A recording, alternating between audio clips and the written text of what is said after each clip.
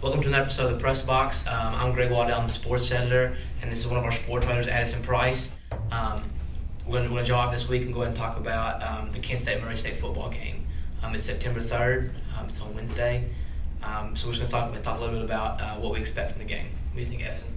I think Murray's got a great team this year with a new coach. I'm really excited to hear how they do this year. I have a lot of friends on the team, and they're saying good things about the coach and just how practices are going. What do you think? I'm so excited to see the spread offense. I can't even contain my excitement almost. Last year it was just ugly football to watch. Nobody enjoyed going to the games. And basically it was how many times can the offense turn the ball over in the game. And it was just really a crapshoot every time. I know we have a lot of the same personnel coming back, but I'm really excited to see what Jeff's going to do. I'm excited to see. I think he was built for the spread offense. He's pretty mobile. The only thing's going to hold him back, I think, is a little bit of his injury with his knee.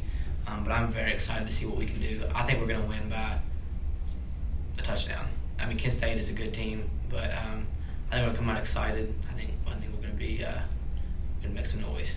But the next topic is the World Championships. The USA is currently playing in them.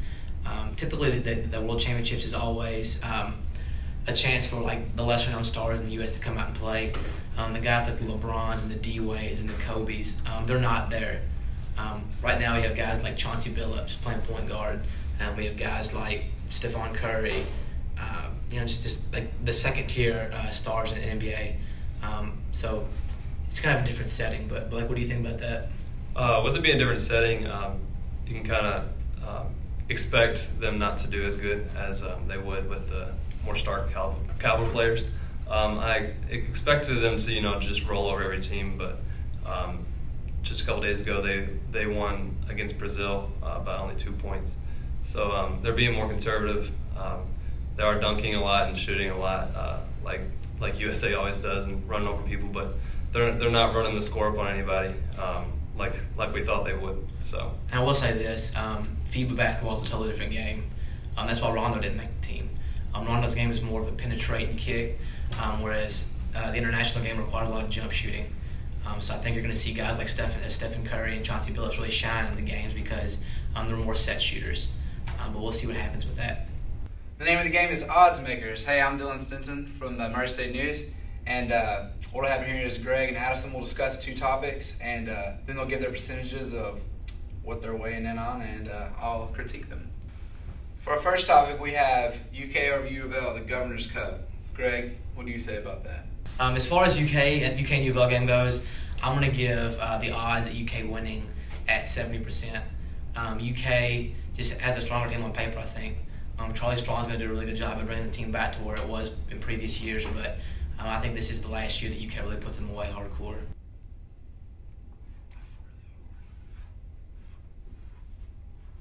What about you, Addison? I think UK has a chance to just demolish Louisville this year. Louisville's actually picked last in the Big East this year, and that's not good for them because Kentucky's supposed to be pretty good this year. The new coach, Joker Phillips, has brought in a great new class this year, and is just really getting those guys going in the season. What's your percentage of them winning? Percentage of them winning is 100%.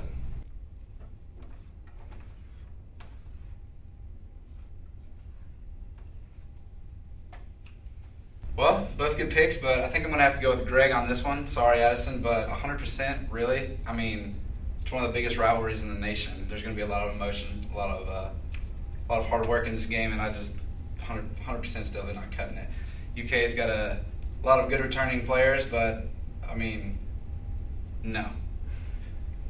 So, Greg wins that one. All right, so topic number 2 is, what are the chances that Boise State will be in the national championship game? Greg, what do you have to say about that? I have Boise State going to the national championship game. You can say what you will, but I think there's a pretty good shot. I'm going to say 65%. Basically because Boise State doesn't play anybody until they get there. It's never happened before that a non-BCS school has played in the national championship game. I think this is the first year that it happens.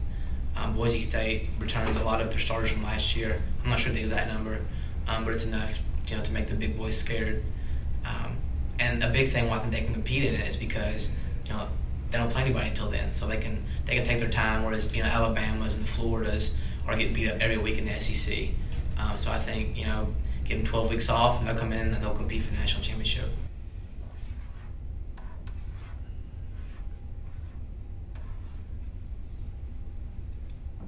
All right, Addison, what about you? Boise State's hardest 2 games are Week 1 against Virginia Tech and Week 3 against Oregon State. I believe that they can make it to the national championship very easily, because after those 2 games, they have a very easy schedule. So I'm gonna say that they make the national championship 75%.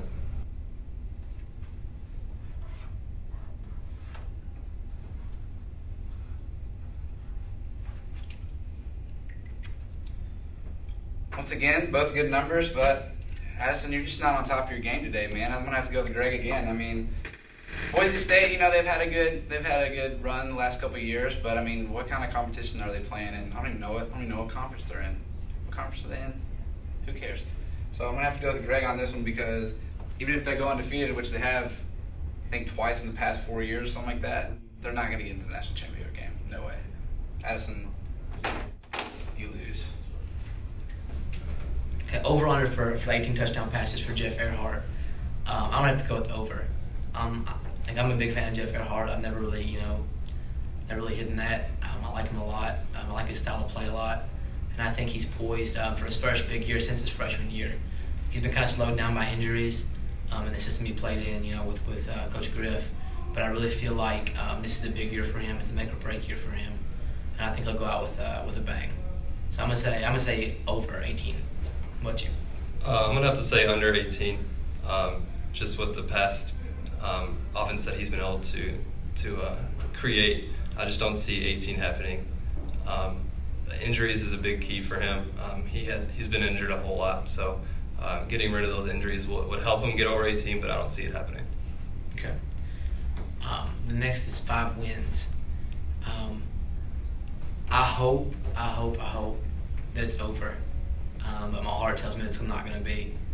Murray has had a horrendous time the last couple of years, getting off to a quick start. And they always seem to lose their wind in their sails late in the season. I say they're just under 5 wins, but I say they're still under. My projection is 3 or 4 wins. My projection is over. I think they're going to win 6 games this year. That's a really high goal, but I think with the new offense and the new coach, I think it's very attainable. Thank you for joining us for this week's edition of the Press Box. Check back in next Friday for a new video, and make sure you pick up the print edition. Thank you very much.